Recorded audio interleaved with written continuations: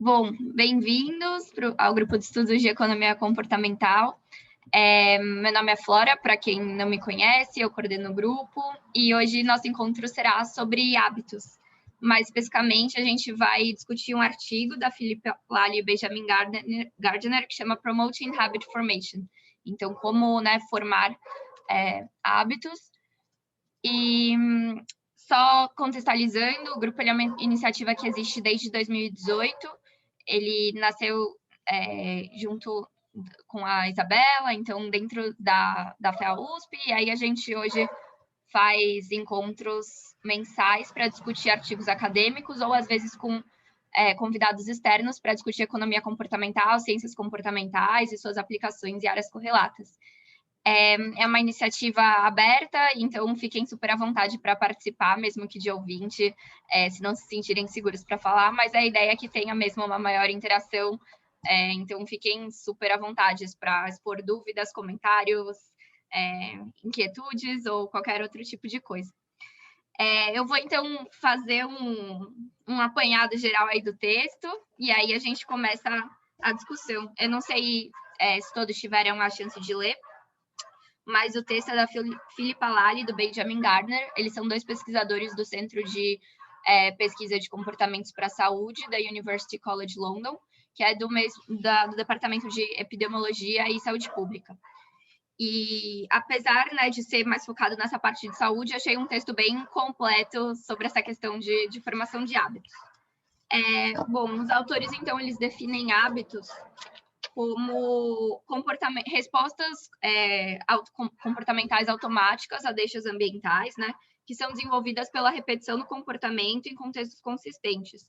Então, é como um mecanismo para estabelecer esses novos comportamentos, e eles diferem o hábito de ter uma intenção deliberada, mesmo que seja uma repetição deliberada em um contexto comum, Achei super interessante aí essa distinção feita. E aí eles trazem esse framework teórico, acredito que é bem da análise do comportamento, depois César me complemente, mas que é essa associação mental entre situação e ação, e aí que a repetição reforça essa resposta específica, então essa associação na memória, tornando as outras respostas possíveis menos prováveis.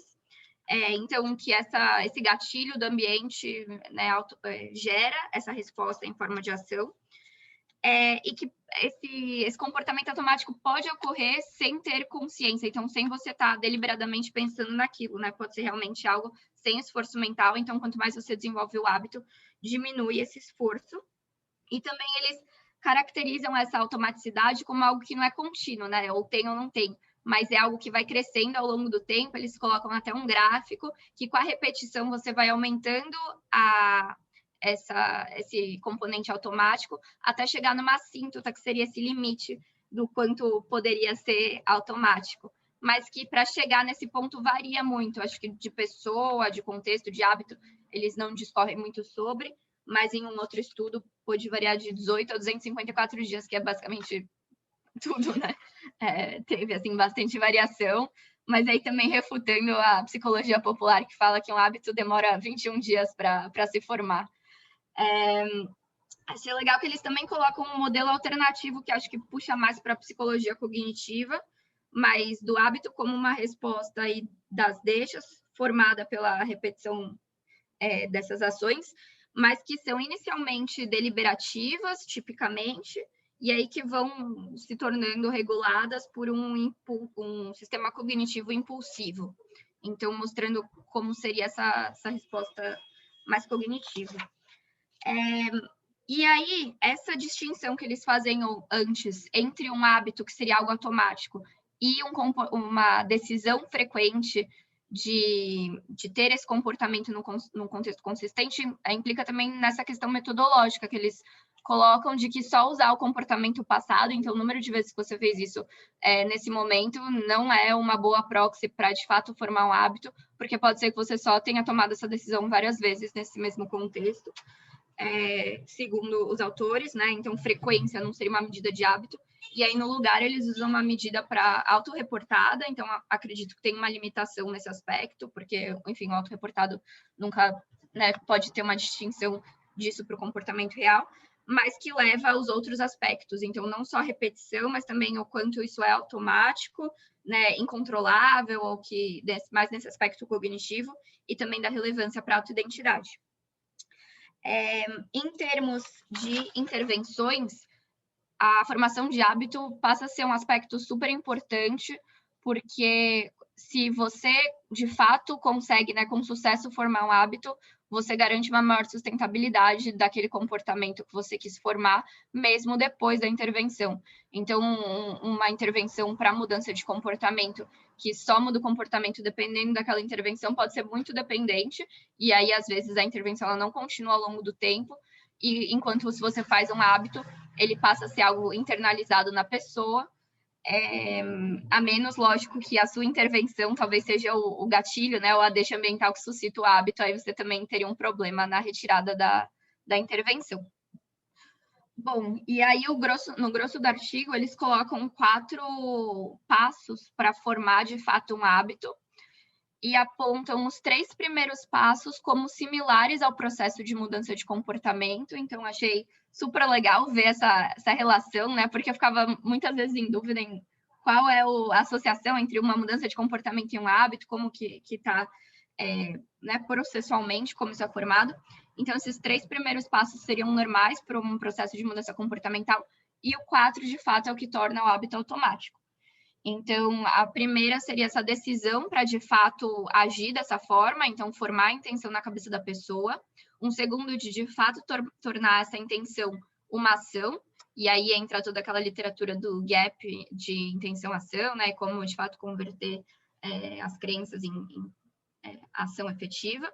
Depois, que esse comportamento ele precisa ser repetido ao longo do tempo, então, aí você depende de uma motivação contínua, não só para um hábito pontual, mas que isso fique sustentado ao longo do tempo. E aí vai ligar com técnicas de autorregulação.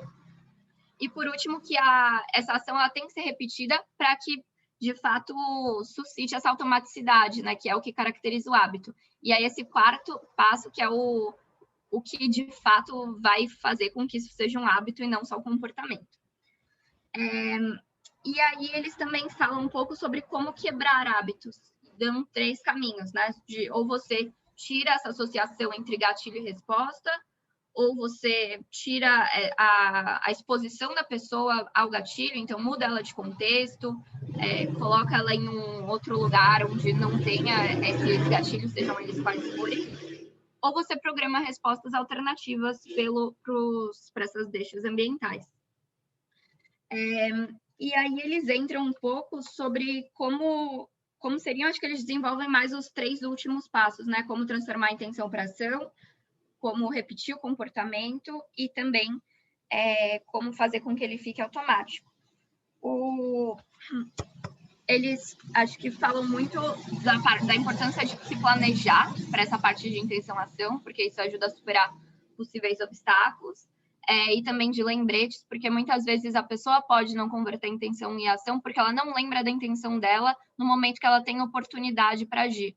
Então, ela pode tomar essa decisão em um momento que não vai suscitar a ação do hábito, e aí, quando vai para agir, ela está com a atenção alocada em outra coisa, então os lembretes funcionam exatamente nesse momento.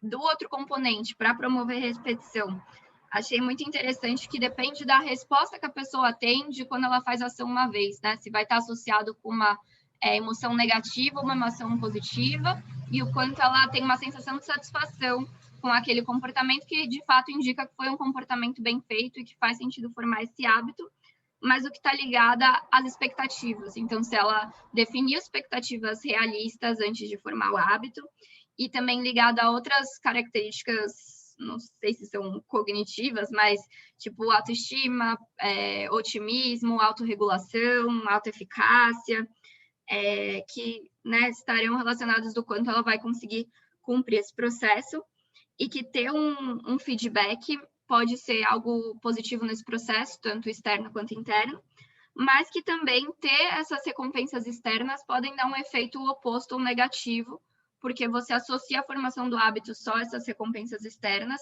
e aí isso tira a motivação intrínseca que a pessoa pode criar, ela só vai associar que vai fazer o hábito por conta desse fator. E aí, por fim, nessa parte de desenvolver a automaticidade, ele fala muito sobre as recompensas em si, né? Que quanto mais ao fazer a ação recebe a recompensa, isso aumenta a probabilidade desse comportamento ocorrer. Acho que isso é totalmente análise do comportamento, da minha perspectiva de leiga, mas parece muito. E aí ele vai descrever entre recompensas extrínsecas, então algo que a pessoa recebe de fora, ou recompensas intrínsecas, tipo ter prazer ou satisfação na realização daquele hábito. E aí, dentre as recompensas extrínsecas, depende de uma série de fatores. Então, se ele antecipa a recompensa antes de fazer a ação, ou também se a recompensa ela acontece só quando a pessoa faz, então se ela já fez, já recebeu, ou se ela precisa atingir um certo nível, ou então se ela precisa atingir um resultado. E que aí isso acaba sendo algo instrumental para fazer essa associação entre o comportamento, entre a deixa e a ação, e que o hábito, na verdade, ele é caracterizado quando você tira essa recompensa e ainda assim o hábito continua. Porque se fosse só dependente da recompensa, seria só uma ação para conseguir um determinado objetivo e não um hábito em si, né? Não um hábito condicional. Então, essa recompensa pode estar no processo de formação, mas não quando, de fato, constitui um hábito em si. Bom, e de forma geral, era isso para um primeiro panorama, assim. E queria saber se mais alguém leu o texto, o que achou, o que pensa.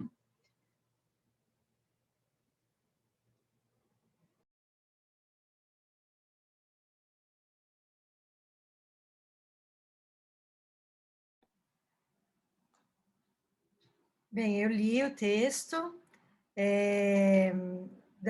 Para mim, eu gostei muito do seu resumo, você faz resumos muito bons. Me chamou bastante atenção, até por conta dos meus temas de estudo, Flora, essa questão da motivação intrínseca, né? Porque eu fiquei pensando assim, quando ele fala dos desenvolvedores da intervenção, né? Eu fiquei pensando em políticas públicas, né? Como sempre. E fiquei pensando, por exemplo, no cinto de segurança, né? Que foi uma política pública que depois, hoje em dia, é um hábito, né? Você entra no carro, você nem questiona, você já coloca o cinto de segurança, né? Virou já um hábito para quem dirige. Isso me fez questionar, porque no que eu estudo, tem uma diferença entre as recompensas, que são motivações extrínsecas, mas tem a obrigação percebida de obedecer às leis.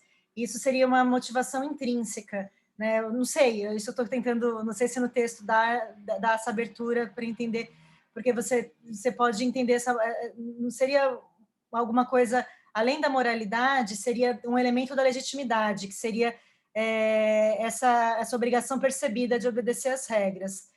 Então, eu acho que isso também, eu achei interessante que ele coloca, se ficar só batendo na tecla da motivação extrínseca, você depois fragiliza a motivação intrínseca.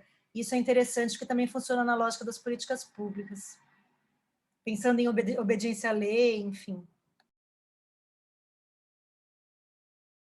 Não, total, Mel. E às vezes pode ser um grande desafio, né? Como você. Porque quando você formula política pública, você vai estar, de uma forma ou de outra, só tendo instrumentos extrínsecos. Então, como através disso você cria uma motivação intrínseca dentro da pessoa e sem ter aquele processo de garantir que é algo que ela quer na formação do hábito, né? Que acho que eles colocam no momento inicial, que ter essa expectativa, essa visão otimista para a formação é um passo importante para garantir.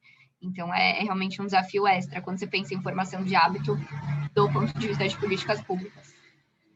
Castelo, fica à vontade. Oi, gente, boa noite. Primeira coisa, Flora, parabéns.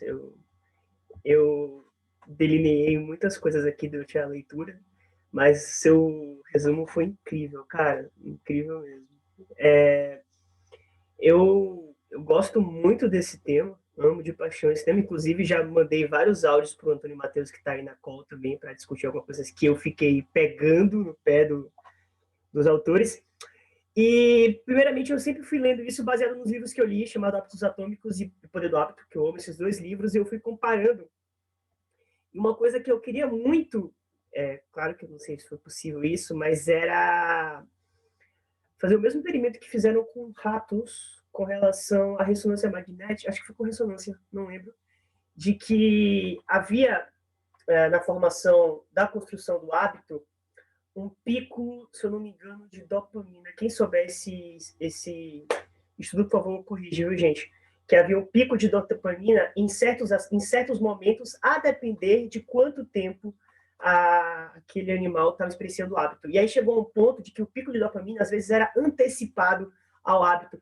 Então, como você falou, né, finalmente mataram essa crença popular de que é 21 dias e passou a 66. Eu queria muito que houvesse um paralelo entre quando muda essa curva de dopamina e os 66 dias, afinal, quando isso acontece. E uma outra coisa que eu acho que é uma provocação, que eu acho que vale a pena a gente pensar aqui, sobre a motivação intrínseca, no ponto de vista de criação de políticas públicas e fazer com que as pessoas possam aderir a hábitos saudáveis como política pública. Se não funciona tão bem as motivações extrínsecas, como, por exemplo, pagar uma pessoa para cuidar da dieta, talvez, então, o caminho seja apenas o boost, já trazendo essa questão entre boost e nudge. Talvez apenas você ter que pegar pessoas uma por uma, ensinar elas, fazer o booster, é a única solução para que a gente consiga com que a grande sociedade possa aderir a políticas públicas de saúde. Esse era o meu questionamento inicial.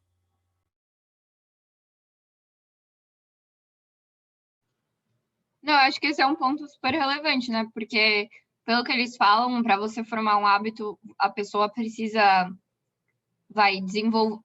Eles falam de muitos aspectos que são necessários. Então, isso de você ter as expectativas alinhadas, de você desenvolver um prazer de satisfação, ou na etapa anterior de você conseguir saber em que ponto do seu contexto você vai fazer aquela ação, o que pode variar, imagino. Assim, acho que tem alguns mais padrões, como a Mel falou, né? Entrar no carro, colocar o cinto, então esses você consegue, de certa forma, ter enfim, algo normalizado, mas para os que eles dão exemplo no texto, prática de exercício físico, ou fazer dieta, vai depender muito do contexto da pessoa. Então, imagino que as intervenções tenham que ser, de certa forma, ou personalizadas, ou que deem espaço para a pessoa ter autonomia e agência para saber como usar essas técnicas no seu dia a dia, né? Então, e parece que tem pouca evidência em relação a isso. Eles deram um exemplo só de uma intervenção que era uma da Lélia, inclusive, para ajudar na formação de dieta, que era um panfleto com 10 dicas para você desenvolver esses hábitos. Então, parece que não tem muita evidência sólida, de fato, sobre como você forma hábitos, né? Para além da mudança de comportamento, que isso tem, e acompanham os pacientes por 3 meses, mas, em geral, dos que eu me lembro, os efeitos diminuem depois da intervenção. Então, o que de fato faz formar hábito? E acho que isso é uma questão super relevante, né? Como você garante essa agência da pessoa, que imagino que deva até aumentar a eficácia da intervenção, se a pessoa de fato compra a ideia e não passa a ser algo que impõe nela para a formação.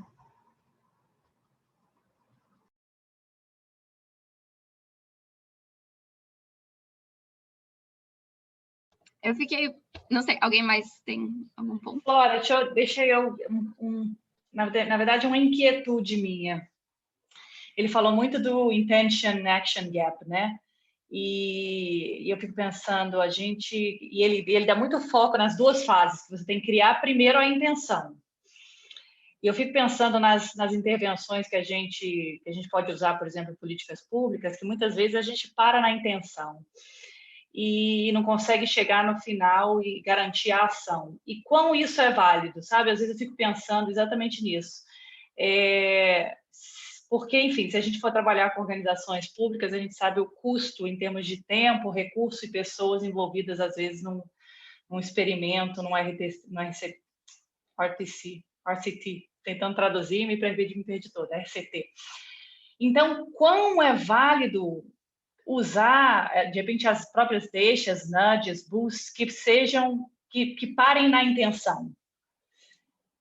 um questionamento que, de repente, vale a gente debater, ou tem que realmente fazer aquela última milha para garantir a ação? É válido apenas chegar criar a intenção? Acho que só se você tiver uma motivação muito grande, né? Uma intenção muito grande, ou que as outras partes já estejam o mais facilitado possível. Não sei se você identifica que não tem problemas na execução em si. Porque também nunca vai ser só um processo, assim, algo que é comum para todo mundo. Imagino que em cada desafio vão ter pessoas que não vão ter a intenção, vão ter pessoas que estão nesse processo de converter a intenção para ação, então a barreira vai estar aí, outras que não conseguem repetir, então varia um pouco, né? Mas pensando nisso em termos de entregar de fato o resultado final, acho que super vai importar. Exatamente o exemplo que você deu do experimento que ela menciona no artigo. Ela criou as dicas, então trabalha com a intenção, né? Não consegue efetivamente chegar na ação. E ainda assim, às vezes, consegue resultados positivos. Mas, sem dúvida, eu acho que se a gente pode escolher, a gente quer quebrar e ir além da última milha, né? Chegar realmente no resultado final. Mas, Ju, eu acho que as dicas dela envolvem um pouco essa parte de ação, porque são um pouco, assim, essa parte de planejamento, como você responde às deixas ambientais. Então, isso, você está capacitando a pessoa a como lidar com essas falhas na ação, tendo a intenção. Então, a pessoa já entendeu, já internalizou a necessidade de mudar o comportamento, e aí como aplicar, de fato, isso. Castelo, e dicas para reduzir, né, as barreiras também, como você mencionou. Isso. Eu ia falar sobre isso que a Juliana... Eu ia falar um pouco sobre isso que a Juliana ia falar, que é bem legal. Tá na página aqui do Intention Behavior Gap. Desculpa.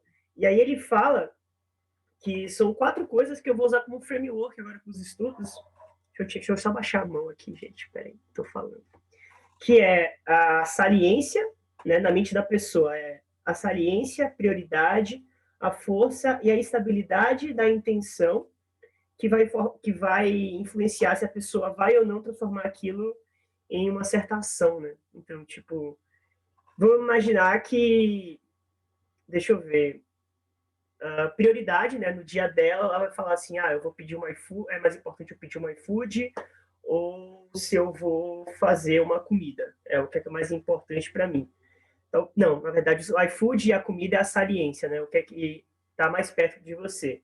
Prioridade talvez seja uma coisa intrínseca, né? Que o que é importante para ela realmente. Força não conseguir pensar e estabilidade talvez seja o ambiente. Não sei, estou pensando agora correndo, mas eu acho um framework interessante de você conseguir pensar nesses 4 critérios na hora de você desenhar uma política pública, pode ser desde dietas, mas eu penso muito em educação financeira, porque minha prima, ela é financeira, ela comenta muito que as coisas param muito no curso, né? As pessoas saem de lá motivadas a pouparem, mas no dia a dia elas se perdem. Então ela fala que ela tem esse problema e a gente discute bastante. Mas é isso, esse framework aqui. Total. Eu lembro também, teve um meetup do ano passado com um médico do Einstein, que ele, eu não sei se alguém aqui foi, ano passado não, 2019, bom, enquanto ainda era presencial, e que ele apresentou esse modelo de comportamento para pacientes de cardiologia, mas que precisam de fato, né, desse check-up, o que de fato gera uma mudança de comportamento relacionado com dieta, ou com exercício, ou com parar de fumar, enfim.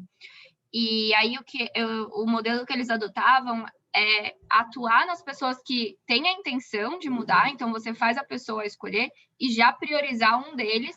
Então, tipo, não tentar atacar tudo de uma vez, mas escolher um para começar e que isso acabava levando aos outros. Então, o que funcionava era partir do paciente essa vontade, então esse passo 1 já ocorreria, e aí o apoio iria nessa parte de, enfim, de fato, converter a intenção para ação.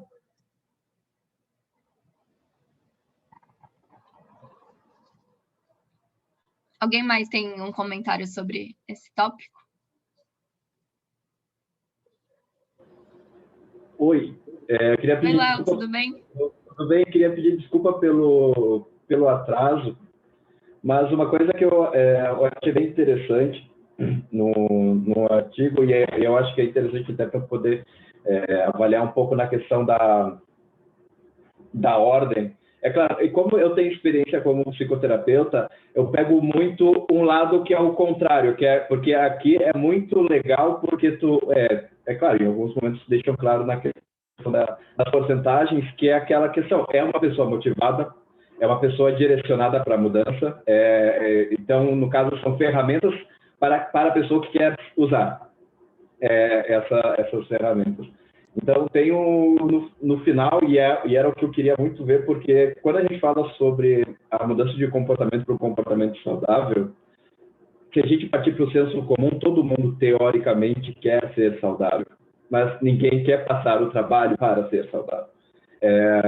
Quando a gente fala, até o Castelo trouxe, eu acho que tem muita questão da disponibilidade, se a gente pensar em um pouco de heurísticas, né? Se a gente pensar dentro de uma heurística da disponibilidade, é muito mais fácil pegar uma promoção de R$10 no iFood e tu pega aqui em Porto Alegre é X, aí vocês chamam de hambúrguer, e aí vão pegar o hambúrguer e vão se alimentar, e vai ter todo o reforço que uma comida com alto teor de gordura vai fornecer. Então, aí existem muitos obstáculos que acabam tendo, e ali, no final, ele usa como uma das estratégias para a criação do hábito, que é justamente a questão de que a pessoa, aos poucos, vai mudando o ambiente. A alteração do ambiente para que cada vez mais ele consiga manter o hábito saudável. Mas aparece um pouco antes, aí eu não sei até que ponto isso porque também, né, o artigo ele fala que o importante é a pessoa identificar isso como que é importante. A criação desse hábito é importante. Ninguém vai falar que é importante, ele vai perceber que é importante. O quanto que, especialmente se a gente pensar em meios institucionais, a criação dessa cultura, a criação de uma cultura saudável, a criação de ambientes onde que se tem onde se trabalha um mindset mais saudável, uma postura mais saudável, seria como algo mais importante, ou como um dos principais fatores para haver esse desejo intrínseco. Que não seja, porque esperar que a pessoa tenha essa vontade, em alguns momentos pode ser algo difícil de manter, a não ser que venha a partir de um ambiente. E aí ele fala um pouco no artigo da questão de ambientes que podem facilitar essa mudança de pensamento, mas, ao mesmo tempo, ele fala que é muito importante que a pessoa tenha essa percepção por si mesma. Então, eu fico imaginando até dentro de uma ideia de nudging, não sei se necessariamente, porque nudging não é muito a respeito de cultura, de alteração de cultura, ou desenvolvimento de hábitos assim em forma estruturada, acabam sendo uma questão de o que seria melhor vir primeiro, o desejo de mudar o ambiente ou o ambiente que pode gerar esse desejo no indivíduo, justamente pensando numa questão de que, sendo um ambiente onde, especialmente na questão de as skills, né, as deixas para apresentar o comportamento serem mais vão estar no ambiente. Se já houver um ambiente que já está de alguma forma já está em combinação com essas estratégias, conseguir já desenvolver, não, olha, tem essas deixas. Em nenhum momento vai falar, olha, essa é a deixa para tu comer uma maçã. Mas já se sabia exatamente, já se foi trabalhado, assim, já se pensou em estratégias em um outro ambiente de que, olha, caso essas coisas aconteçam, vamos pensar numa alimentação saudável, a vontade de comer escolas, de uma forma geral. O recreio, vamos lá ir na lanchonete, não tá. Recreio, vamos fazer um lanche coletivo. Aí, a partir da ideia de que o lanche coletivo é um lugar onde tu pode levar comida, ou cada um leva um sanduíche, que não vão ser as coisas mais pesadas. Aí, justamente dentro de uma ideia de que começar a criar, talvez por dois ambientes divididos, para não ficar aquela ideia de um controle, até quase um paternalismo, aquele local é para comer assim, mas para conseguir cada vez mais, por diferentes frontes, trabalhar esse desenvolvimento e começar a se pensar, né? mais nessas possibilidades da criação de hábitos saudáveis. Mas é mais ou menos isso assim que eu tirei, que eu queria trazer que eu tirei do artigo. Muito legal.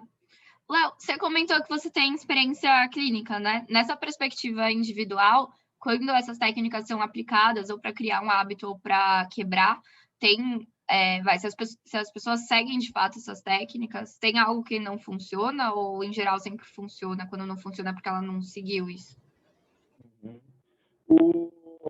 Uma coisa que aí fica bem claro, quando a gente fala sobre a alimentação, ou porque a terapia muito vem sem resistência. As pessoas vão vir com desejos, elas vão vir com as dificuldades, e aí tu tem que trabalhar as resistências que elas trazem. E parte disso vem até um pouco junto de um outro artigo que a gente usou, que é aquela questão das estratégias para conseguir eliminar obstáculos.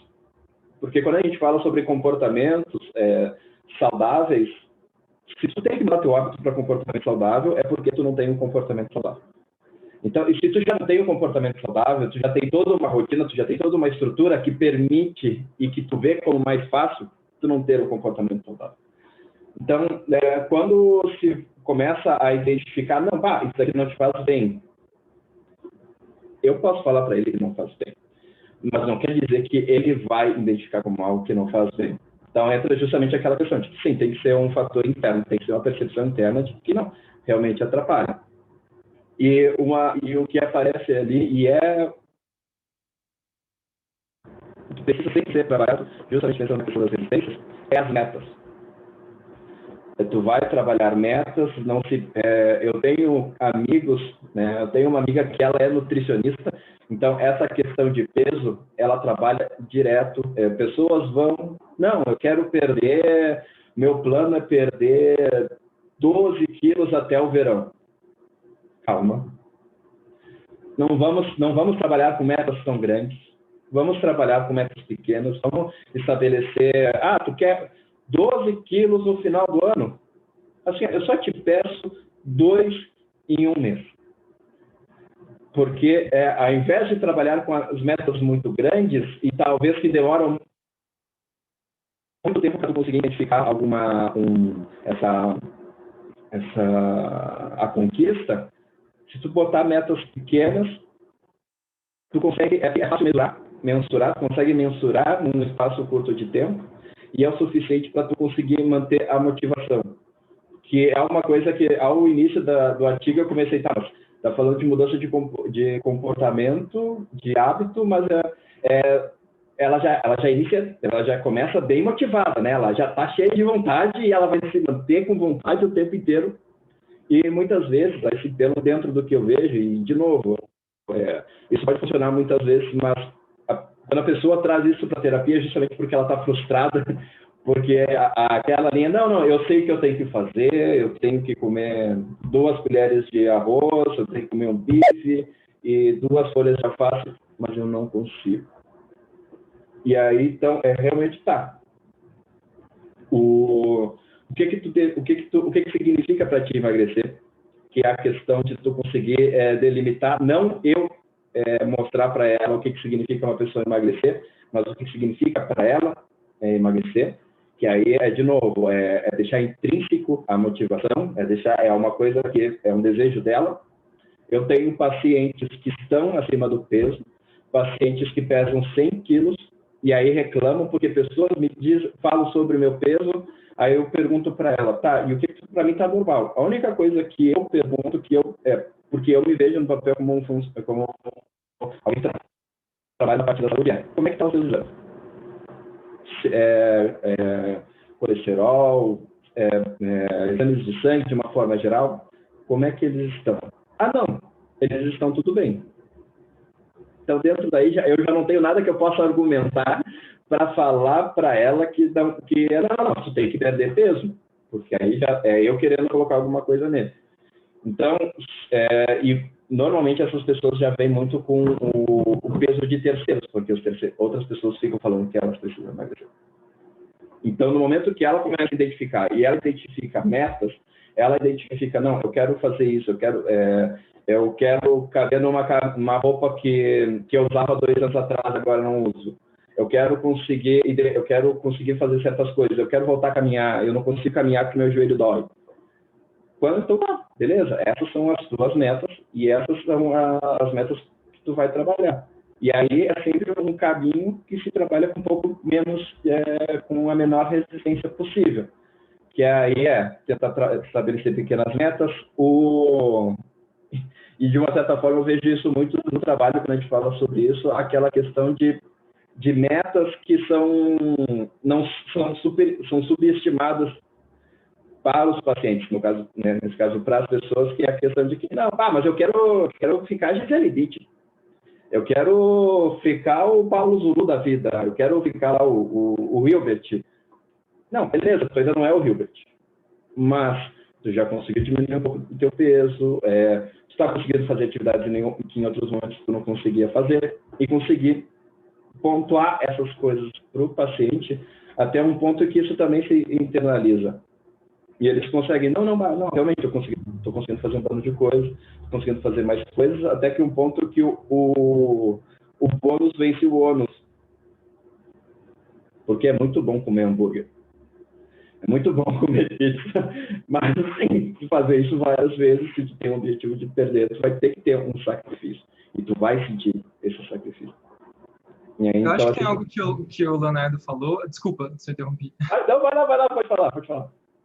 Que acho que tem a ver com algo que ela fala sobre a importância de você ter feedbacks constantes. Eu acho que não só antes de chegar no feedback, algo que me parece bastante relevante, e ela menciona algumas pesquisas que apontam para esse caminho também, na formação de hábito, é você ter, primeira coisa, automonitoramento. Às vezes, o simples fato de você estar se automonitorando com alguma frequência já tem um impacto sobre o seu comportamento muito significativo. Você vê isso tanto às vezes, você mencionou a questão de perder peso, às vezes para terapia para tabagismo, então para controle do uso de substâncias aditivas. O simples fato da pessoa monitorar e ter um indicativo para ela mesma do quanto ela está usando, do quanto ela está consumindo um dado bem, ou uma dada droga, uma dada qualquer coisa, às vezes só dela ter essa informação mais tangível para ela mesma, isso já afeta o comportamento de consumo. É incrível isso. Você vê isso com o tabagista.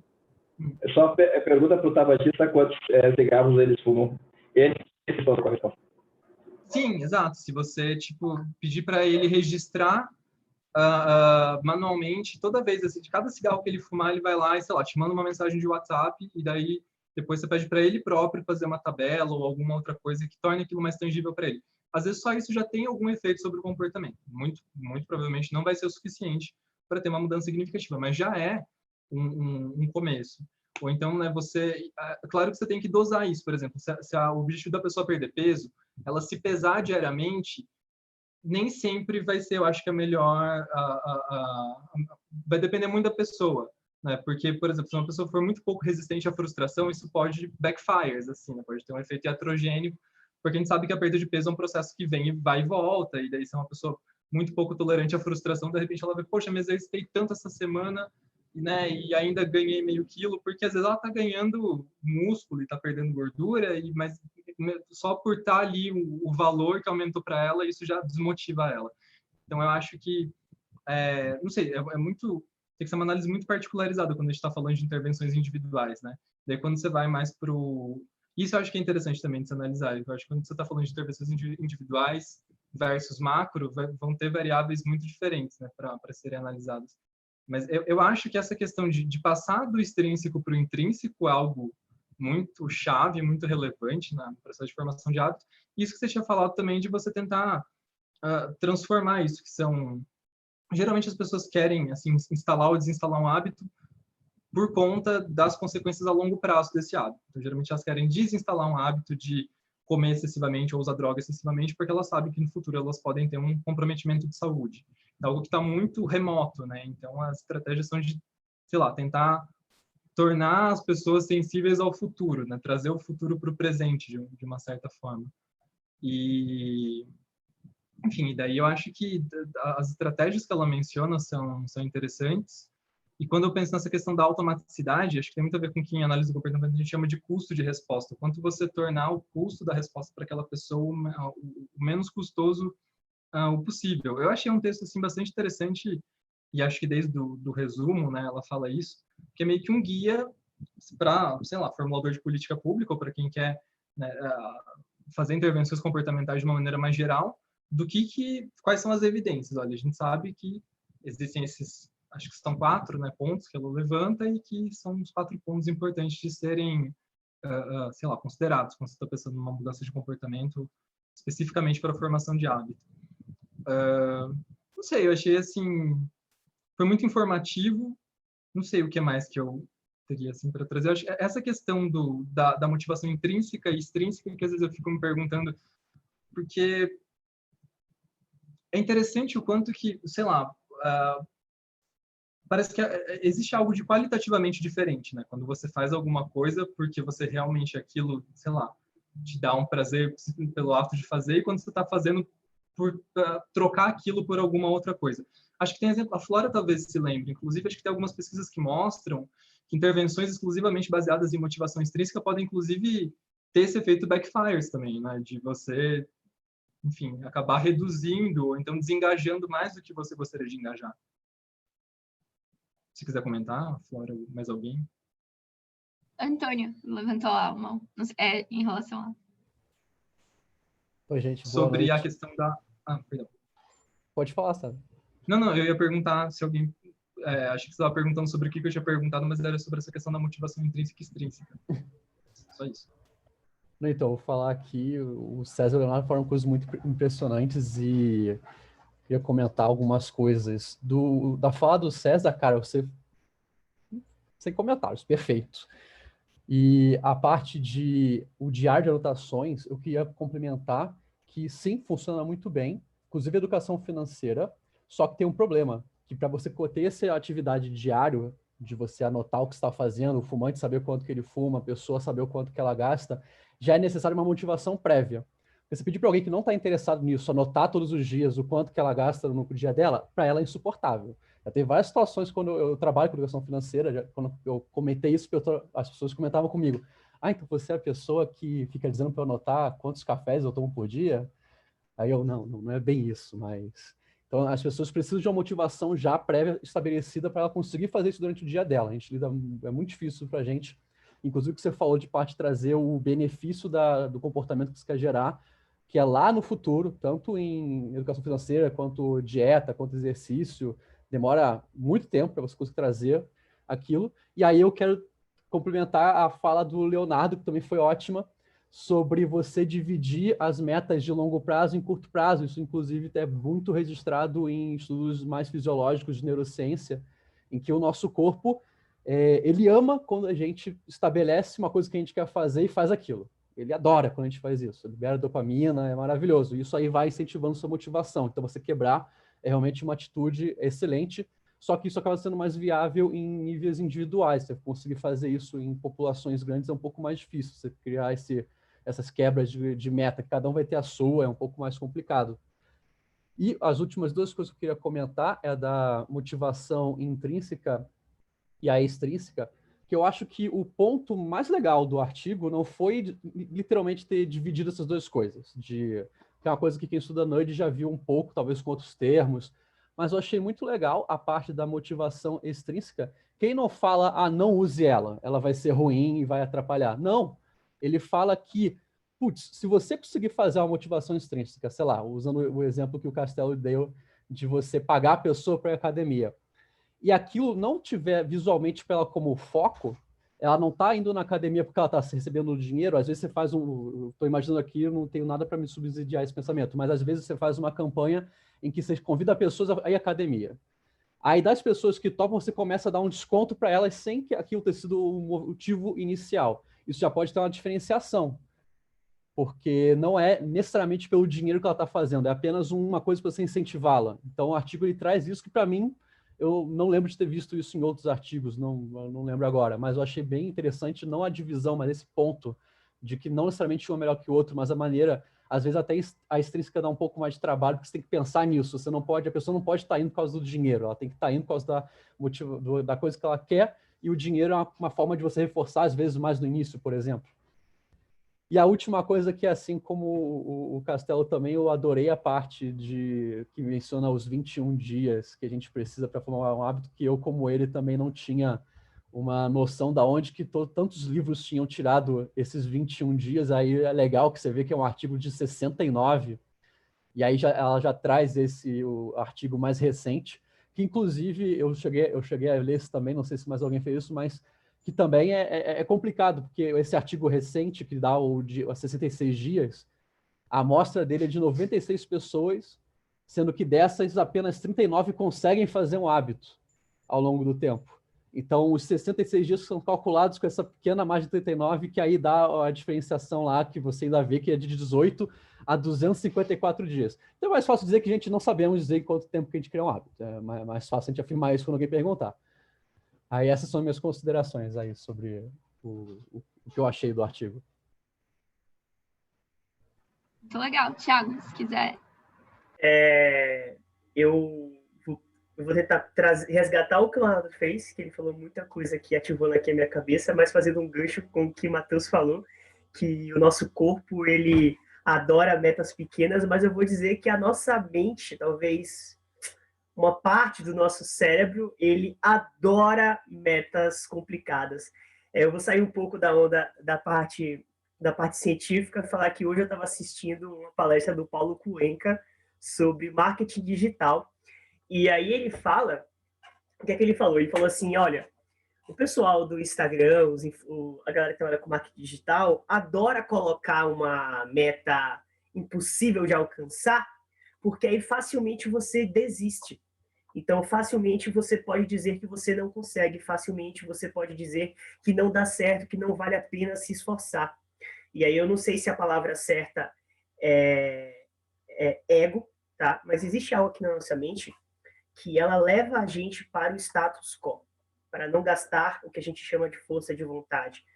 Porque isso exige autocontrole, como a gente traz aquele último texto que a gente estudou, né? Porque o autocontrole desgasta. Então, você tem que se taxar, tem que utilizar do autocontrole para perseguir essas pequenas metas é desgastante. Então, talvez há uma parte aqui dentro que exige com que a gente continue na parte da, vamos abrir entre aspas, preguiça, tá bom? Então, outras coisas relacionadas a essa parte da nossa mente, né, que ela faz a gente acreditar, por exemplo, é a questão de superestimar o nosso autocontrole e força de vontade. O pai de um amigo meu, ele sempre me falava, eu fumo a vida inteira, mas quer saber? Eu paro quando eu quiser. Essa é uma grande diferença que as pessoas têm em usar a força de vontade, né? Elas acham que força de vontade é uma ferramenta que você pode pegar e usar quando quiser, né? Eu paro quando quiser, segunda-feira eu começo a dieta, quando na verdade é algo que é desgastado todos os dias. Então, essa questão que eu estou falando tudo é só, voltando ao texto, é com relação a tutelar a pessoa. Porque existem crenças, existem fatores na nossa mente que levam a gente a acreditar que como estamos agora é o certo. Existem vieses, existem provas sociais, existem até movimentos, grupos sociais, construções sociais, voltando à questão de hábito de saudável, que incentivam você a não ser saudável, entendeu? Então aí vem a questão de tutelar a pessoa, e já resgatando um pouco do Leonardo, né? Porque, assim, a não ser que a gente espere que a pessoa tenha um grande trauma, ou passe por uma grande mudança, para ela vir intrinsecamente pensar, eu tenho que mudar, será que não devemos tutelar elas? Dar um jeito de convencê-las de que o que ela está fazendo agora realmente é errado? E o que é certo, né? O que é certo e o que é errado? Então é isso, e é por isso que eu gosto tanto do nudge, né? Porque ele dá um bypass por essa parte do ego da nossa mente e vai direto na ação. Mas, enfim, essas foram as reflexões. Legal. Tentando lembrar de todas as falas, foram, enfim, todas bem interessantes, mas primeiro, batendo nesse ponto do autocontrole, Castelo, recentemente eu li Indistraível, do Nir Eyal, não sei pronunciar o nome dele, não sei se algum de vocês já leu, e lá ele fala um pouco dessa coisa do autocontrole, que eu também tinha essa percepção, mas parece que uns estudos mais recentes estão mostrando que o autocontrole não é uma coisa que, tipo, desgasta, mas sim o que impacta a percepção que você tem sobre o seu autocontrole. Se você percebe ele como um recurso finito ou um recurso infinito. Eu achei super interessante, porque eu também tinha visto, né, antes estudos que não, que, tipo, importava que realmente você desgastava e tinha um quanto agia, mas parece que é um pouco a mentalidade que você tem em relação a isso. Depois eu já mando aí o autor do livro, mas eu não li o estudo em si, ele só menciona isso. Em relação a essa questão de motivação intrínseca e extrínseca, me lembrou um pouco a discussão do Hacklin de molar e molecular, e um pouco, assim, não que seja essa relação, mas de serem recompensas rápido, perto e longe, né? Então, não sei se quando você desenvolve uma motivação intrínseca, você passa a ter uma motivação, uma recompensa perto no simples ato de performar o hábito, que aí funciona mais do que uma motivação que está distante, que seria tipo uma meta a ser atingida, ou um comportamento a longo prazo, ou enfim, se eu quero fazer esporte, ver o resultado em si, ou perder peso, ou ter uma vida mais saudável. São todas recompensas mais distantes. E ao contraponto que quando eu desenvolvo uma sensação de prazer, ou que me alinha com a minha identidade com isso, eu vou ter uma recompensa no ato, que vai estar muito perto, e que mais vai retroalimenta esse processo de formação de hábito. E aí, ligado com essas falas, principalmente do César e do Leonardo, estão conectadas com duas dúvidas que surgiram na leitura do texto, que esses processos de autorregulação, então, de autorregulação não, de automonitoramento, então, de você ficar anotando e marcar como feito, por exemplo, eles são uma recompensa extrínseca ou intrínseca, ou é algo extrínseco que, tipo, você marca no seu caderno, é algo fora, mas que gera uma recompensa intrínseca de prazer por marcar no caderno.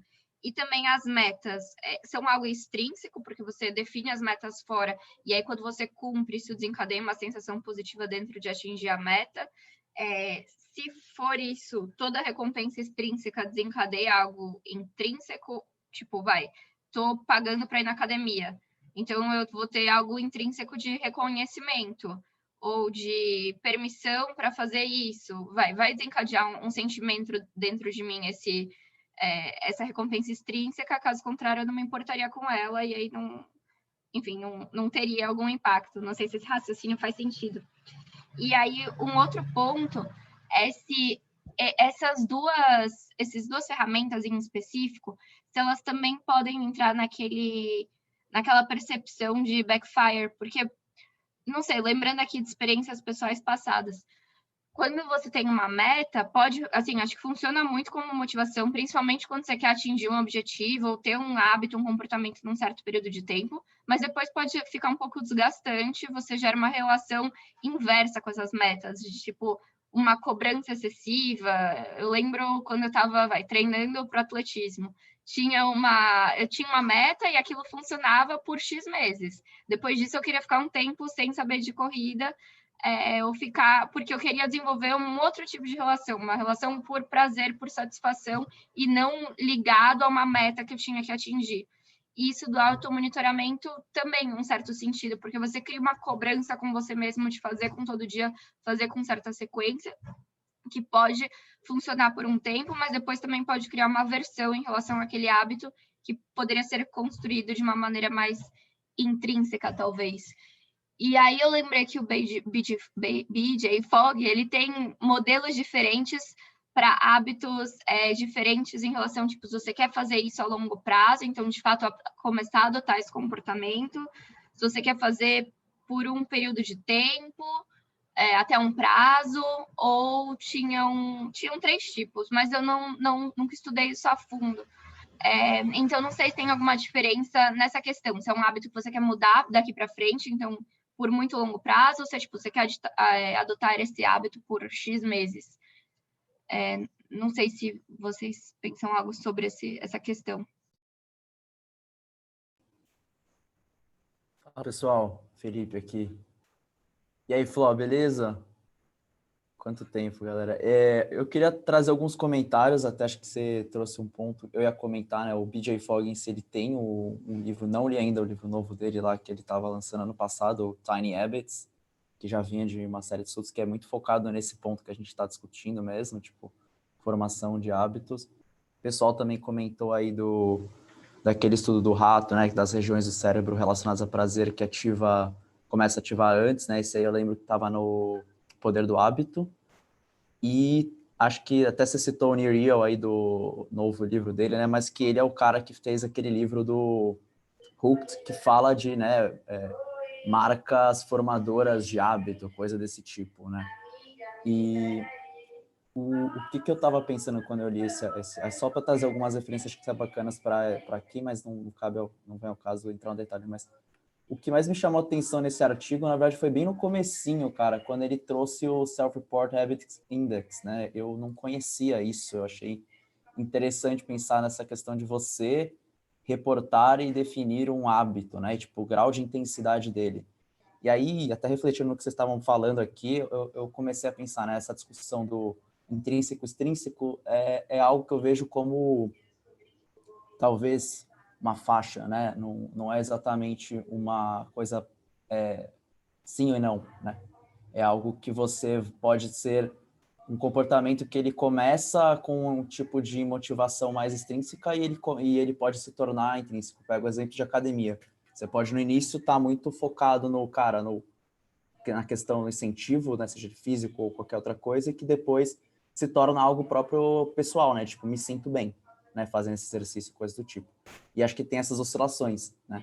Não tem embasamento disso científico, não sei. Imagino que deve ter alguma pesquisa na linha, mas é uma questão interessante que me trouxe muito na lógica desse indicador, de pensar, cara, e se a gente, na verdade, parasse de focar também tanto em medir um monte de coisa ou olhar para um hábito específico e começasse a tentar medir o grau de intensidade de todos os nossos hábitos, né? Tipo, isso talvez, em vez de você falar, cara, vamos olhar para o hábito de formação de patrimônio aqui, de educação financeira que me comentar, e você falasse, cara, deixa eu olhar na real para o meu recurso essencial aqui, único, tempo, como que eu estou gastando ele para, tipo, todos os meus hábitos, todos os pontos aqui importantes da minha vida, né? Então, você pegar esse próprio... Eu vi depois o artigo da pesquisa, eu vi como que as perguntas, acho que 12, eu tenho aqui até, são 12 perguntas, e tipo, cara, deixa eu medir todos os meus hábitos aqui, ver quais são os mais intensos e quais são os menos intensos, tipo, e tentar trabalhar isso, né, a intensidade dos meus hábitos ao longo do tempo e reconhecer neles, tipo, essa mudança, né, porque também tem o fator do, tipo, que ele comenta no artigo, né, você tem que trocar um hábito por um outro em algum momento, né, tipo, dependendo, eles podem ser conflitantes, né, e eu fiquei pensando se não tem nenhum, eu preciso pesquisar mais, na real, se não tem nenhum outro artigo que utiliza esse índice, que eu vi que é algo que já está há algum tempo, né? Ele até cita como a nova referência para hábitos, que olha, tipo, isso, cara, as variações nas intensidades dos hábitos e o quanto que isso pode, na real, até ser um fator transformador de hábitos, do tipo o que o César comentou. Você anotar, né? Isso já é um incentivo para você começar a mudar, né? A gente vê exemplos até em empresas, né? Tornar visual. Tu coloca na parede lá a meta, quando você está lá na sua sprint e tal, qual época que você está e afins. E, tipo, você colocar sempre ali na sua frente, ou fazer esse exercício de reflexão, né, das perguntas, porque elas são muito pessoais também, né? Tipo, behavior X is something I do frequently, I do automatically, I do without having consciously remember. Então, tipo, você tá falando, né? Tipo, então, se você pegar X vezes aí por mês e ficar mensurando a intensidade dos seus hábitos, o quanto que isso mesmo já vai te fazer formar hábitos, do tipo, você vai ver, acompanhar e ver isso crescer, até porque você vai estar dando mais evidência para isso, né, a questão da saliência, e o quanto que você pode ver outros reduzindo e outros surgindo, né, e aí também, tipo, o que vai ser hábito, até a partir de qual nota daquele índice, né, você pode considerar que é um hábito. E aí, só para viajar totalmente aqui, eu comecei a pensar, cara, mas que ambiente controlável a gente poderia estar olhando para isso, né? Tipo, porra, porque, de novo, é self, né? Tipo, você mesmo tá respondendo o questionário, tipo, você responde lá. Ah, quantos cigarros eu fumei? Ah, o cara, né, vai normalmente no início, supondo, chuta para baixo, né? Tipo, não, mas aquele ali eu joguei fora antes, sei lá, não sei, não fumo, não sei se tem esse tipo de migué. Mas, tipo, se a pessoa, né, que está preenchendo, né, existem fatores muito fortes pessoais ali na resposta, né, e, portanto, no indicador. Né? E aí eu começo a pensar, cara, o ideal seria você observar, né, mas você está falando de hábitos do tipo, cara, uma dieta né, uma dieta, né, uma rotina de exercício, uma rotina de uma dieta que você vai acompanhar o cara o dia inteiro, né? E aí eu comecei a pensar, cara, o BBB, tá ligado? Tipo, se a gente parasse aqui, pegasse todo o vídeo de BBB que existe disponível e mensurasse, começasse a mensurar o hábito de cada participante que tá lá, e você vai vendo as variações, tu faz um diagrama polar da parada, vai vendo, tipo, dia após dia, como que a galera, tipo, vai construir novos hábitos, até porque você tem novos incentivos extrínsecos lá, né? Então, trazendo aqui para o lado do BBB como experimento social, eu comecei a refletir disso, mas só alguns pontos que eu refleti. E, Fló, você me perguntou das perguntas, eu achei o artigo aqui, eu não consigo colar a imagem no chat, que eu estou tentando aqui. Vamos ver se vai. Ah, tranquilo, depois mandando no grupo. Ainda. Mas, Fê, ainda assim, como você consegue ver se o que você observa é automático ou se é uma escolha deliberada? Total, tipo, como a gente faz isso? Até uma das perguntas é isso, tipo, eu dou isso automaticamente, porque, né, eu fui ver, tipo, cara, como que é o self-report, né? E a pergunta, ó, a primeira é, comportamento X, né, é algo que, aí vem 12 situações e você dá uma resposta, tipo, agree, disagree, eles sugerem para ficar no range aí de 5 ou 7 pontos, né? Então, tipo, fortemente, mediamente, sei lá como os caras falam. Então, tipo, eu faço frequentemente esse hábito. Então, você responde o quanto, né? Você concorda com isso. Eu faço automaticamente. Porra, como que você responde né? Tipo, por mais que seja aí numa escala, tipo, que eu faço isso automaticamente. Tipo, se eu fiz aquele dia, por exemplo, né? Pega aí questão financeira. Cara, normalmente você tem pelo menos 2 dias no mês que você pega, por exemplo, para pagar boleto, tá ligado? Para pagar a conta, data de vencimento, alguma coisa que você sabe. Cara, tipo, se você faz isso nesse dia, você pode falar e responder de uma forma. Se você faz no outro dia, você responde de outra, né? Então, tipo, o comportamento tal é algo que eu faço sem ter que lembrar conscientemente. Tipo, brother, como você mesmo vai responder exatamente isso, né? Então, acho que aqui tem um fator muito externo, né, de influência na resposta que vai... E aí que influencia toda a pesquisa aí que eles comentam, né? Tipo, esse é um indicador-chave de potência aqui, né, de hábito, quanto que isso realmente pode ser chamado de hábito.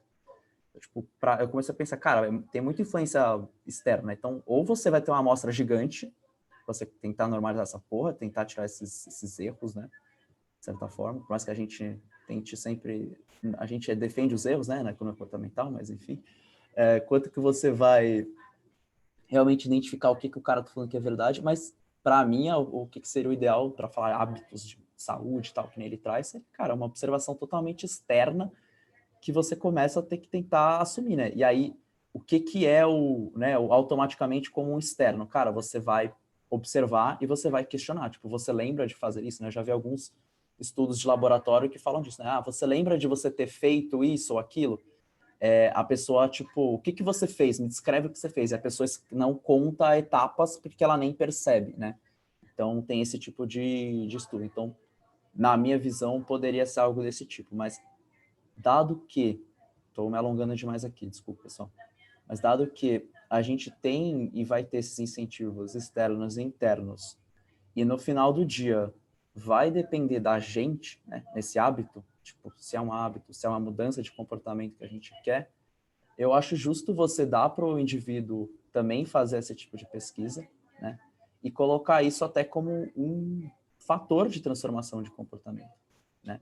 E aí, óbvio, você acompanhar isso com um período de tempo maior, né? Então, talvez seja algo que você tem que fazer diariamente, esse check, tipo, essa atividade específica que você quer mudar. Quero ir para academia. E aí você responde todo dia antes de ir para academia, ou todo dia do mês, ou toda semana, mas talvez o ideal seja mais vezes mesmo. E você vai começar a criar até uma certa métrica aqui, né? Você vai começar a identificar o que seria o concordo com isso, né? Tipo, porque vai depender de cada um, o que é concordo com aquela ação, né? Alguns vão se cobrar mais, outros vão se cobrar menos, alguns vão falar mais ou menos aquilo. Mas eu fiquei refletindo muito sobre isso, não tenho nenhuma resposta aqui para dar para ninguém, só fiquei realmente encucado com esse teste pessoal de, tipo, quanto que qual a intensidade do meu hábito, tipo, e eu respondo isso. Eu fiquei tentando fazer para mim que eu falei, cara, não sei, mano, é muito difícil, tipo, e como que eu posso usar isso como indicador posteriormente para estudos e tal. Então, queria só trazer esse ponto que eu passei e fiquei preso logo nesse começo do artigo, que eu achei a parte mais interessante, na real, não percebi que a pessoa não tocou tanto no ponto que você comentou, falou no resumo, achei super bacana e queria trazer aqui à tona também esse ponto.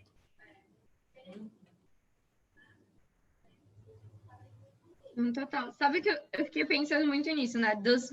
O que eu considerava hábitos, o que disso realmente é um hábito, e aí ligado a esse fator de automaticidade. Eu tive muita dificuldade de fato, entender o que é... Tipo, porque todas as ações têm não sei, pelo menos das minhas, eu tinha um certo grau de consciência e deliberação, e também porque a automaticidade não é inconsciente, né? Não é você não lembrar, acredito, mas é você ter uma resposta não controlada, você não precisa colocar a sua deliberação nisso. Mas daí eu fiquei, depois eles respondem, né, que não é que é sim ou não essa resposta para ser automático, mas que é uma escala e que vai aumentando com a repetição, e eles mostram aquela assíntota. Fiquei em dúvida se essa assíntota ela é mensurada teoricamente, se alguém já quer dizer, se ela é mensurada empiricamente, se alguém já conseguiu ver qual que é esse patamar máximo de automaticidade, ou se é algo mais teórico, assim, que você chega até esse ponto. E aí, não sei, psicólogos, se vocês conseguem responder o que quer dizer um hábito ser automático, como a gente sabe que esse hábito é automático em nós mesmos e como isso se desenvolve. E aí, só complementando essa parte metodológica, não sei se talvez explorar para neurociências poderia responder essa parte de automaticidade, que você não consegue ver com observação e talvez não seja tão preciso com self-report. E aí, na semana passada, Colin Cameron apresentou no Behavioral Change for Good, né, aquela iniciativa da Milkman e da Duckworth, um estudo justamente sobre formação de hábito, que aí ele uniu esses métodos, neurociência, psicologia e economia, para criar um modelo preditivo de machine learning, usando, tipo, a amostra de assiduidade de pessoas na academia, com 7.000 e poucas pessoas, e de passar álcool gel no hospital com 2.000 e poucas pessoas. Porém, foi bem denso, não entendi completamente como ele utilizou esses métodos, mas acho que ele está explorando aí uma intersecção para criar uma mensuração mais fiel de formação de hábito.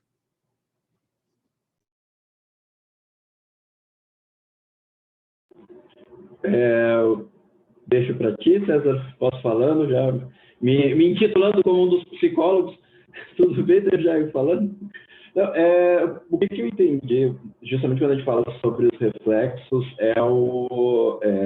sobre o hábito, para mim é quase sistema 1.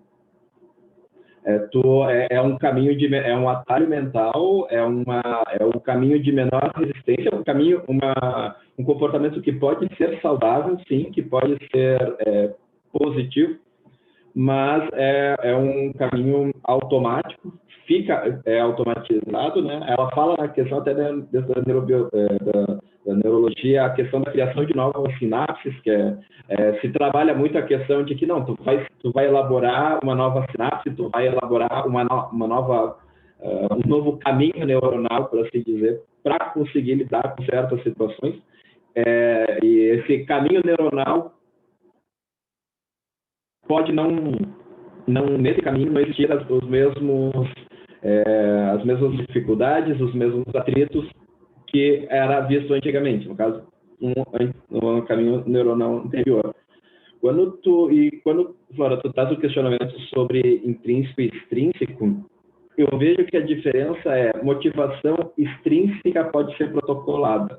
Nós podemos criar motivadores extrínsecos, podem haver protocolos e criar programas a partir de que, olha, não, isso daqui vai servir para motivação. Se a gente falar sobre até trabalho com com crianças dentro do espectro autista. Tu vai começar a trabalhar, uma das primeiras coisas que se faz quando se trabalha com crianças dentro do espectro autista é identificar reforços. É brinquedo, é comida, e quem vai definir o que é importante, eu já fiz esse trabalho como acompanhante terapêutico, assim, tu leva tudo para perto da criança e a gente vai ver o que ela mais gosta de brincar. Então, não existe a identificação, a motivação intrínseca, realmente é descoberto, eu vejo muito mais dentro do micro, é muito mais dentro do caso a caso, porque aí é o peso que a pessoa, é praticamente o valor utilitário que a pessoa vai dar para aquela alteração. O valor utilitário que é o peso que vai ter a apresentar aquela conquista, ter aquela mudança no comportamento. Então, acho que muita coisa pode começar com um motivador extrínseco e se transformar em intrínseco. A pessoa começar a identificar, talvez nunca teve acesso, não conhecia, e aí viu, não, realmente é uma coisa legal e pegar para si. Eu acho muito difícil algo que pode ser de uma pessoa que tem um valor intrínseco para uma pessoa se maximizar e generalizar para todo mundo, porque existem as individualidades, mas quando e realmente é uma coisa que tem que se cuidar, que o César trouxe na questão do backfire, quando a gente fala sobre peso, não, tu não pode, vamos definir prazos curtos. Sim, peso, tu começa uma dieta, aí, de novo, citando a minha colega que nunca vai levar o crédito, um mês. Tu vai lá, tu vai começar a fazer as atividades, tu vai começar a emagrecer, amanhã tu não vai fazer. Amanhã não vai se pesar, amanhã tu não vai se pesar assim, segunda-feira. E uma outra coisa que também é sempre importante quando a gente fala sobre a mudança de comportamento, a criação de um hábito, e fica bem claro no artigo, é muito importante criar metas. E, assim, trabalhar, talvez, em alguns momentos, ser um pouco flexível, mas sempre deixar claro que existem metas. Porque, eu queria isso, mas no final, eu queria perder, já faz 3 meses e eu perdi 4 quilos. Tá, mas qual que era o objetivo? O objetivo era 4 quilos. Não, mas é que eu achei, talvez, em algum outro momento. Não. É conseguir estipular exatamente. E uma coisa que esse artigo que aí entra justamente dentro da questão do peso da mudança, é a questão de que o quanto que essas estratégias podem funcionar, dado a dificuldade que pode haver, a força de um hábito anterior. No caso, uma coisa por exemplo, uma vida saudável. É um comportamento saudável. Tá, mas o que é um comportamento saudável? O comportamento saudável significa uma alimentação mais saudável. Um comportamento saudável ao invés de subir um andar de elevador do trabalho, começar a pegar a escada nesse andar. Os pesos dentro da rotina, né, dentro do hábito dessa pessoa, que podem influenciar, porque eu acho que esses fatores podem influenciar bastante na questão se essas estratégias podem funcionar ou não. É uma coisa que a gente vê bastante dentro da psicologia, porque dentro de uma linha científica, não tem como ir contra, porque muitas vezes a ferramenta é o autorrelato, é justamente a percepção quando se faz esses autorrelatos, né? E o quanto que realmente está certo e o quanto que está errado. A gente, na terapia, como o autorrelato é feito ali e sendo constantemente questionado dentro das certezas que a pessoa dá, no final ele vê que dentro daquilo que se traz, alguns momentos houve alguns enganos, diminuiu o volume, falou mais, falou menos, aconteceu isso, não, aconteceu exatamente, depois disso aconteceu outro. Não, mas houve 2 passos no meio, que aí houve precisou de um certo período para conseguir perceber. Mas faz parte da ferramenta. Faz parte da ferramenta e nenhuma ferramenta é perfeita, então acaba gerando um pouco dessas dificuldades. E uma última coisa, só que eu estava dando uma olhada até mesmo dentro daquele que tu questionou, a questão do monitoramento, né? Ele traz muito aqui monitoramento com questão de motivação. Não. A pessoa se motiva no momento que ela monitora. A pessoa se motiva no momento que ela monitora. A pessoa se motiva no momento que ela monitora. Eu não sei se até que ponto isso realmente é uma coisa que ela vai monitorando, porque metas e expectativas, né? Uma coisa que em muitos momentos acaba tendo uma coisa que tem que ficar pesando no momento, e aí ver esse monitoramento é uma coisa que pode ajudar ou não. Aí, né? Aí de novo, sou eu falando dentro das minhas experiências, justamente na questão de que pode ficar muito à mercê de decepções, de frustrações dentro daquilo que me definiu como momento.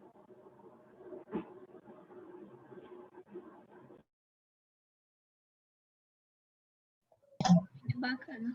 Henrique, pode ir. Fala, pessoal, tudo bem?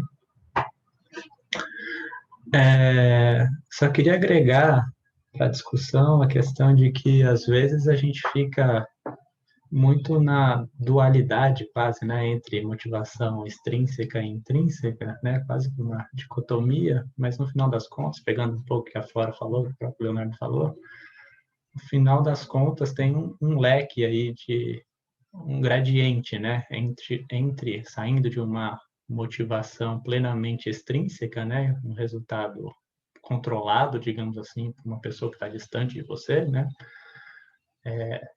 vai tendo um gradiente até se chegar na execução de uma motivação, na execução de uma atividade que você veja que tem uma satisfação inerente naquela atividade só por fazer aquilo, né? Que aí seria plenamente a motivação intrínseca. Então, tem algumas linhas de pesquisa aí que elas deixam, elas abrem mesmo esse leque, né, de possibilidades para que a gente tenha situações em que, ainda assim, a motivação seja extrínseca, mas, de alguma forma, a gente passe a internalizar aquilo. A gente entende, a gente vê, a gente enxerga que aquilo é controlado externamente, extrinsecamente, mas a gente começa a ver que aquilo é importante para as nossas vidas. A gente vai internalizando pouco a pouco.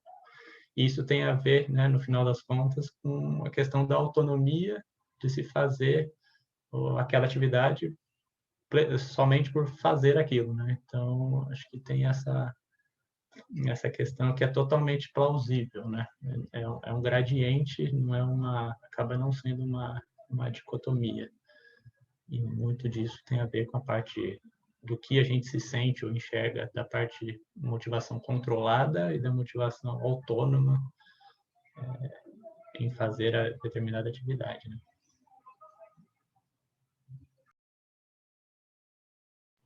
Muito Eu acho interessante. que inclusive, ser um tema, eventualmente, não sei, assim, pegar alguma pesquisa, não sei se é que existe, motivação intrínseca versus intrínseca e esses procedimentos para fazer isso que o Henrique comentou, né, de você fazer essa internalização.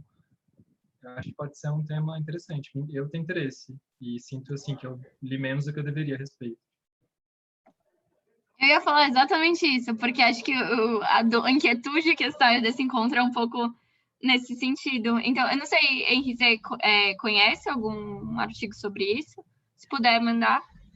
Dentro da parte de teoria de autodeterminação, né, self-determination theory, tem alguns papers interessantes sobre isso. Eu tenho alguns, eu posso mandar, sim. E acho que é uma discussão bem rica, para a gente não ficar para a gente ter mais reflexões mesmo, porque é um tema, tá aí a grande chave, talvez, do sucesso, né, das iniciativas, né? Não é um guia de ação concreto, específico ainda, tem muita coisa sendo discutida e precisa ser discutida, é o desafio, mas o desafio é esse, né? Como que a gente chega lá, nessa motivação puramente, plenamente intrínseca?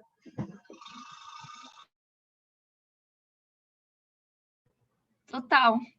Bom, gente, com o andar da hora e tendo definido o tema para o próximo encontro, não sei se mais alguém quer fazer alguma última colocação, colocar alguma última dúvida. Se não, podemos encerrar.